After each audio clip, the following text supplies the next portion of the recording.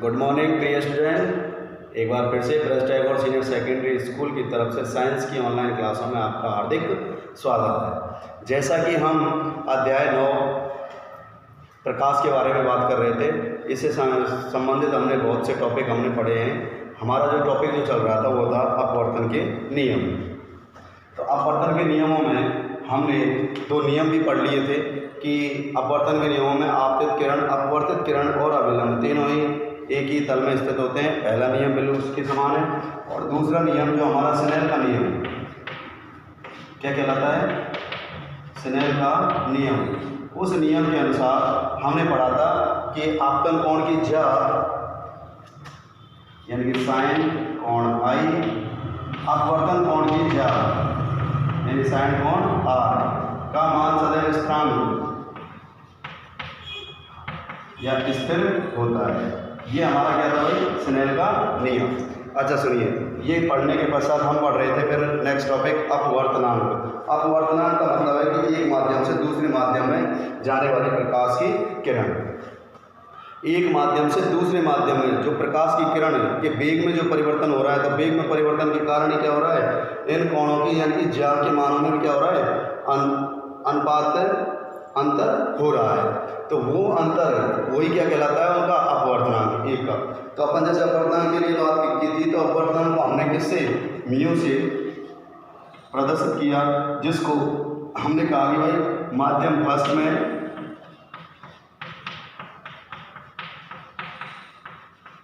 प्रकाश किरण का वेग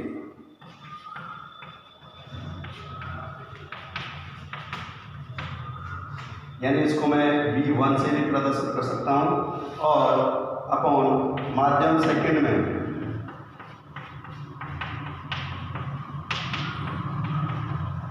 प्रकाश किरण का वेग जिसको अपन v2 से भी प्रदर्शित कर सकते हैं। कहने का मतलब है एक का दूसरे यानी माध्यम 1 2, तो v1 अपॉन v2 इसको इस प्रकार भी लिख सकते हैं। यानी कि प्रत्येक माध्यम में प्रकाश किरण का जो वेग है वो फिक्स होता है। अब जैसे कि यहाँ पर अपवर्तनांकों को 2 तरीके से, यानी कि एक सापेक्ष और एक निरपेक्ष। तो यहाँ हम निरपेक्ष अपवर्तनांक की बात करते हैं। जो निरपेक्ष अपवर्तनांक होता है,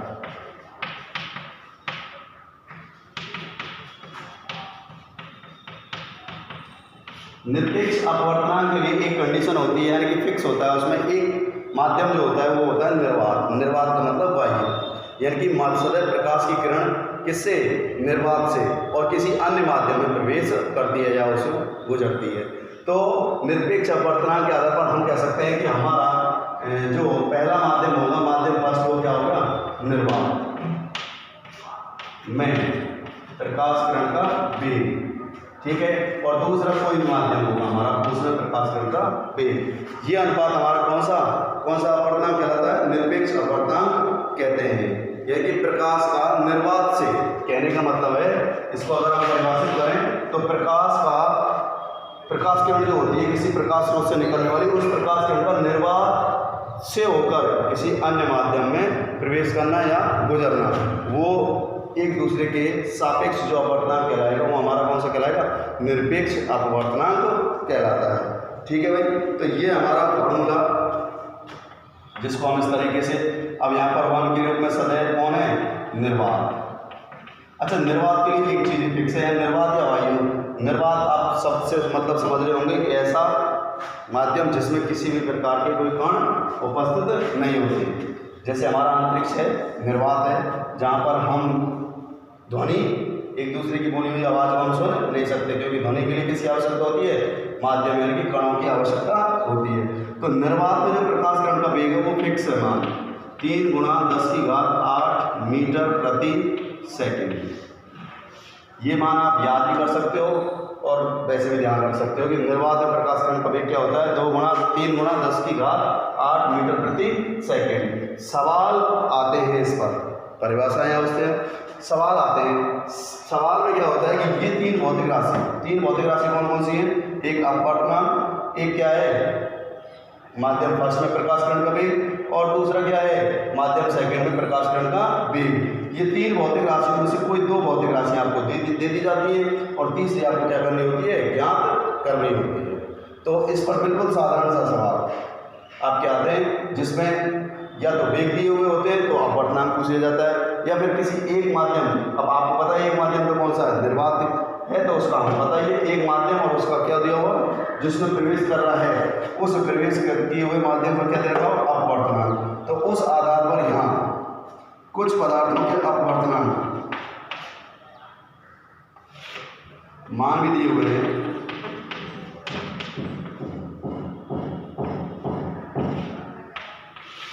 जैसे निर्वात या वायु के लिए तो हम पता ही है, तो जल के लिए बात करें, सॉरी वो तो उसके लिए प्रकाश क्रम का वेग है, जल के लिए हम बात करें तो जल में जो निर्वात का माध्यम यानी कि जल के अंतर्गत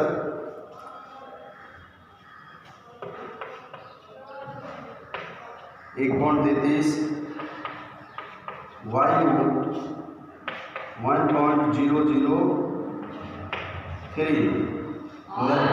ठीक है। और निर्वात में क्या होता है, निर्वात में क्या होता है, एक कांच की बात करें, कांच उनकी बात करें जो हमारे लिए यहाँ पर काम, तो कांच में जो अपवर्तनांक मान होता है वो कितना होता है 1.50, और हीरे का जो अपवर्तनांक मान है वो हमारा है 2.42, 2.42, ठीक है। कुछ ये राशियाँ हैं हमारी जिनको आपको ध्यान रखना है। ध्यान क्या है, ये भी आपके अगर प्रश्नों में आएंगे तो प्रश्नों में तो सीधे आपके मान दिए हुए मिलेंगे, ठीक है भाई। अब इस अपवर्तनांक पर कैसे सवाल आते हैं आपको मैं कुछ एग्जाम्पल मैं आपको करा देता हूँ एक दो, जिससे आपको और समझ में आया इस तरीके से। किस तरीके से, मैंने आपको एक चीज़ बता दी कि ये फॉर्मूला है, इसको ध्यान में रखना है आपको, ठीक है भाई। अब देखिए सुनिए फिर से, जैसे कि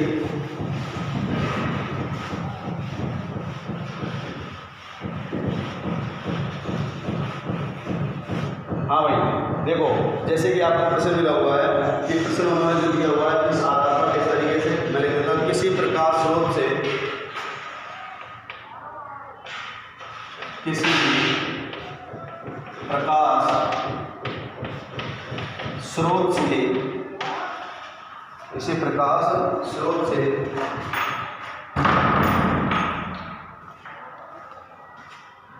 निकलने वाली प्रकाश किरण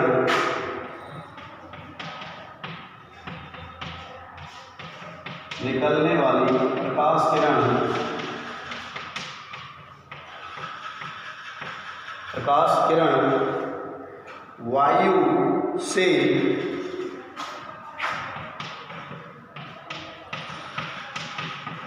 एक 1.50 अपवर्तनांक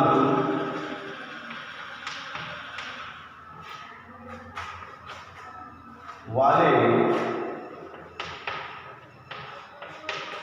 किसी कांच, किसमें, कांच में प्रवेश करती है, कांच की प्लेट में प्रवेश करती है, ठीक है। अब उसने पूछा है तो कांच की प्लेट में प्रकाश किरण का वेग ज्ञात कीजिए। तो कांच की प्लेट में प्रकाश किरण का वेग ज्ञात कीजिए, ठीक है भाई। ये प्रश्न दिया है, ऐसे प्रश्न आते हैं आपके। अब देखो इस प्रश्न से पहचान कैसे करनी है आपको, सीधी सी बात है, किसी प्रकाश स्रोत से निकलने वाली प्रकाश किरण वायु से, वायु मतलब वही निर्वात, तो यानी कि पहला माध्यम जो है हमारा वायु है, से इसमें कांच की प्लेट में, दूसरा माध्यम क्या है, कांच। अब देखिए सुनिए करना कैसे, प्रश्नानुसार, देखो किस तरीके से, प्रश्नानुसार उन भौतिक राशियों को लिखिए जो आपको प्रश्न में दी हुई है। तो क्या दी हुई है, एक तो अपवर्तनांक मान रूप किसका, कांच की प्लेट का, तो यानी अपवर्तनांक मान Ag वो है 1.50, जो कि अपवर्तनांक एक विमाहीन मात्रकहीन राशि होती है, इसका कोई मात्रक नहीं होता है। साथ में उसने दिया हुआ है, अब डायरेक्ट कांच की प्लेट वेग लेकिन हम जानते हैं कि निर्वात में जो वेग होता है वो क्या होता है, ये इसलिए मैं कह रहा था आपको याद रखना है, 3 × 10⁸ मीटर प्रति सेकंड। और उसने हमसे जो पूछा है वो क्या पूछा है, v, यानी वेग किसमें, कांच में। ठीक है भाई, ये प्रश्न आंसर। अब हम क्या जानते हैं, मैंने आपको वही बताया था, एक फॉर्मूला हम जानते हैं जो मैंने बताया आपको कि किस तरीके से, कि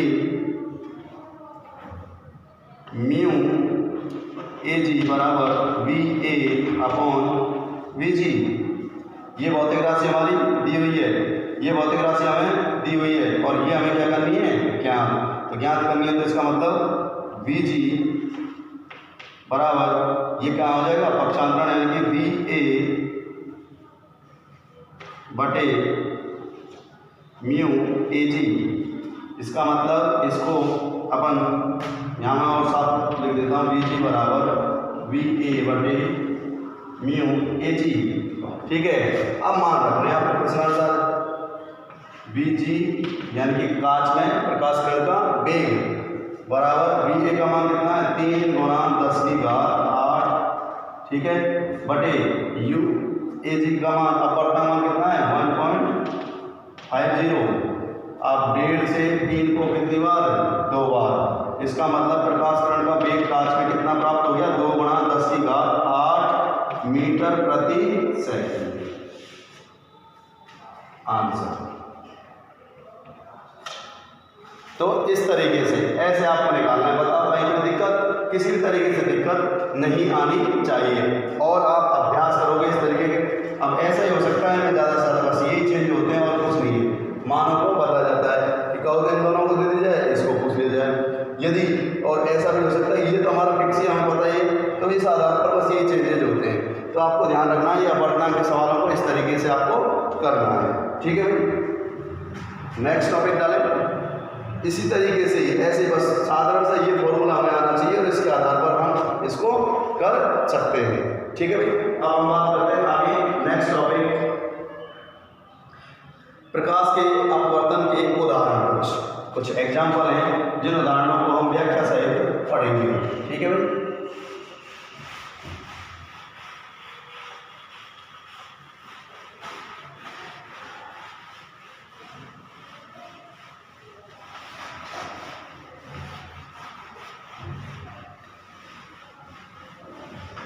हाँ भाई देखिए, टॉपिक नेक्स्ट जो है आपका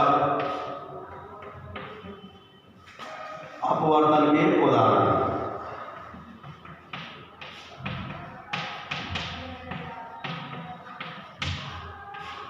एग्जाम्पल, जैसे कि मैंने आपको पहले भी बताया था कि जैसे पानी में पड़ी हुई जो बाल्टी, पानी से भरी हुई जो बाल्टी है, बाल्टी में कोई सिक्का पड़ा हुआ है, तो उस सिक्के का ऊपर उठाओ करते थे, वहाँ पर उन उदाहरणों बारे में अब यहाँ कुछ उदाहरण दिए हुए हैं। जैसे कि एक तो सूर्योदय वाला है, एक आपका कोण आंतरिक परावर्तन, वर्ण विक्षेपण की घटना है आपकी, तो ये किसके उदाहरण है, प्रकाश के अपवर्तन के। अब जैसे कि मैं आपको बता रहा हूँ कि पहला उदाहरण है सूर्योदय और सूर्यास्त, अग्रिम सूर्योदय और विलंबित सूर्यास्त।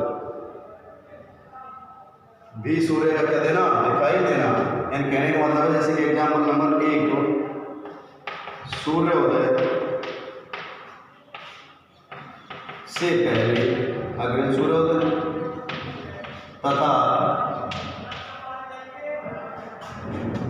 सूर्य अस्त के बाद सूर्य का दिखाई देना। हाँ भाई, तो ये छात्रों, सूर्य उदय के बाद और सूर्य अस्त के बाद में क्या दिखाना, सूर्य उदय हुआ नहीं है, उससे पहले हमें क्या दिखाई दे रहा है, सूर्य दिखाई दे रहा है, और सूर्य अस्त हो चुका है, उसके बाद में हमें क्या दिखाई दे रहा है, सूर्य दिखाई दे रहा है। वास्तविकता में तो ये घटनाएं होती नहीं है, मैंने आपको बताया था अपवर्तन की घटना जो है वो सभी कैसी है, प्रतीत होने वाली है। तो प्रतीत होने वाली है, इसका मतलब सूर्य उदय तो दे रही है। उसी प्रकार सूर्य अस्त हो गया, उसके बाद भी सूर्य हमें दिखाई दे रहा है। कैसे? इस घटना यानी इसको उदाहरण को हम कैसे कह सकते हैं कि देखो, जैसे कि अब इसको हम समझेंगे आराम से। इसका जो कारण है, इस घटना का कारण है वो क्या है? प्रकाश का अपवर्तन। क्या कारण है भाई? प्रकाश का अपवर्तन। वो कैसे होता है कि जैसे ये हमारी पृथ्वी, ठीक है भाई, ये हमारी क्या है? पृथ्वी, जिसकी ये सतह है, जिस पर कोई प्रेक्षक यानी कि आप खड़े हुए हैं। अपन मानते हैं कोई, ये इसकी क्या है? ये स्थिति कौन सी है? क्षितिज। कौन सी स्थिति है भाई? क्षितिज। ठीक है भाई। अब देखो सुनो, जैसे ही क्षितिज की स्थिति यानी कि बगल, जब कभी हमें सूर्य को दिखाई देता है, जब हमारे कहाँ आता है वो, जब हमारे कहाँ आता है वो पास। देखो सुनो, जैसे कि हम यहाँ से सूर्य को तभी, हम किसी वस्तु को हमारे लेवल या हमारे नीचे, हमसे लेवल से नीचे, तो हमें वो वस्तु दिखाई नहीं देती है। जैसे ही हमारे बगल आ जाती है तो इसका मतलब वो वस्तु हमें दिखाई देने लग जाती है। तो उस स्थिति में होता क्या है कि जैसे कोई यहाँ पर सूर्य उदय की बात कर रहे हैं, सूर्य यहाँ है,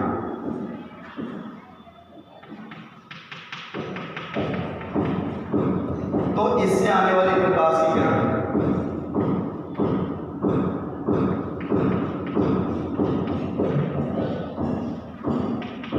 निकलनी बिल्कुल ऐसे ही चाहिए, प्रकाश की किरण। लेकिन जैसे जैसे ऊपर हो जाएगी तो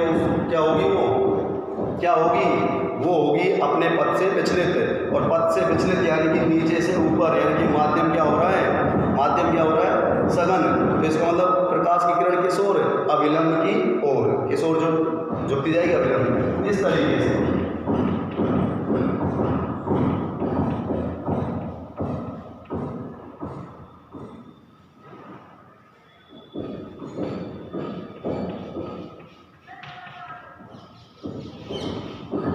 यानी कि वो प्रकाश की किरण अपने पथ से विचलित होकर के और उसका,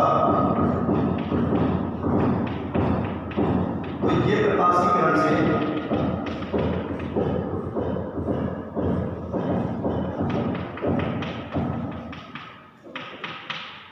यानी कि वो अपने पथ से क्या हुई? विचलित। वो अपने पथ से क्या हुई? विचलित। और विचलित होने पर उसका जो आभासी प्रतिबिंब है, वो प्रतिबिंब हमें कहाँ? यहाँ से और कहाँ दिख रहा है? ऊपर, इस क्षितिज के ऊपर। यानी कि वास्तविकता में सूर्योदय नहीं हुआ है, और लेकिन वो हमें उसकी जो अब मैं यहाँ किसी एक प्रकाश किरण से, अब इसको अपन असंख्य प्रकाश किरण, तो उनसे ये प्रकाश की किरण का ये यहाँ पर क्या है? अपवर्तन की घटना के कारण इस प्रेक्षक और प्रेक्षक की नज़रों में इसका जो प्रतिबिंब है वो कहाँ बन रहा है? इस क्षितिज से ऊपर। इसका मतलब उसे उस सूर्य की क्या दिखाई दे रही है? स्थिति दिखाई दे रही है। और कौन सी है? ये आभासी, काल्पनिक स्थिति, जबकि वास्तव में सूर्योदय नहीं हुआ है। इस स्थिति को प्राप्त करने में उसका जो समय अंतराल है, वो समय अंतराल होता है हमारा कितना? लगभग 2 मिनट। यानी कि हमें सूर्योदय हुआ नहीं है, उससे 2 मिनट पहले ही हमें क्या दिखाई दे गया? सूर्योदय दिखाई दिया, जबकि वास्तव में सूर्य देखा नहीं है। तो लेकिन तो ये कौन सी घटना के कारण, किस घटना के कारण हुआ है? ये हुआ है हमारे प्रकाश के अपवर्तन के कारण, प्रकाश के अपवर्तन के कारण। ठीक है, तो मैं कह सकता हूँ ये सूर्य की कौन सी स्थिति है? वास्तविक। और जबकि ये कौन सी है? आभासी। ठीक है, इसी प्रकार ऐसे यहाँ पे होता है कि साहब सूर्य अस्त हो चुका है, वही प्रकाश की किरण जाने तो बिल्कुल सीधी चाहिए, लेकिन ये प्रेक्षक की ओर, जिसका वही प्रतिबिंब, और प्रतिबिंब आभासी प्रतिबिंब तो किसी सूर्य का हमें यानी छिप चुका है। सूर्य क्या हो चुका है? अस्त हो चुका है, और होने के पश्चात भी हमें सूर्य का क्या दिखाई दे रहा है? प्रतिबिंब हमें दिखाई दे रहा है। क्या दिखाई दे रहा है? प्रतिबिंब। तो इसका मतलब ये स्थिति इसकी कौन सी हो गई? आभासी। ये भी स्थिति कितने समय तक? लगभग 2 मिनट तक। कितने तक? 2 मिनट तक हमें दिखाई देती है। तो इसका मतलब हम कह सकते हैं कि यहाँ पर सूर्य उदय हुआ नहीं तो हमें सूर्य दिखाई देगा, इसका मतलब 2 मिनट। सूर्य अस्त हो चुका है तब भी सूर्य हमें दिखाई दे रहा है, तो वही 2 मिनट। ठीक है, तो 2-2 मिनट है, इसका मतलब हमारा सूर्य जो दिखाई देगा उसका कुल कितना? 4 मिनट है। हमें आभासी इस घटना के कारण हमें 4 मिनट और एक्स्ट्रा हमें क्या दिखाई देता है? सूर्य दिखाई देता है।